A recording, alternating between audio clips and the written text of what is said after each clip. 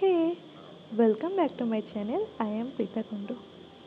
আজ আমি তোমাদের সাথে একটা টপিক নিয়ে ডিসকাস করতে এসেছি। Yes, I have already resigned, only few days left.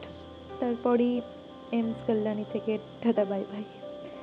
যাই হোক, আমি রিজাইন্ড করেছি অ্যান্ড অ্যাট দ্যাট টাইম আমি ওপেনলি আমার স্যালারি স্লিপটা পোস্ট করেছি।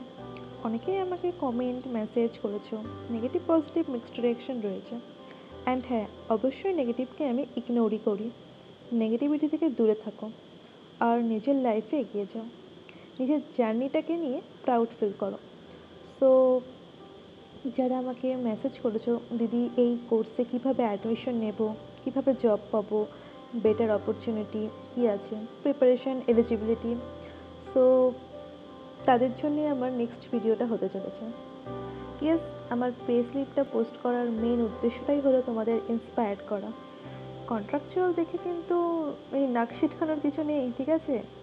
তোমরা রিয়েল সিনারিটা জানো, বোঝো আর এগিয়ে যাও। ওকে, নেক্সট ভিডিওটা তোমাদের জন্যই।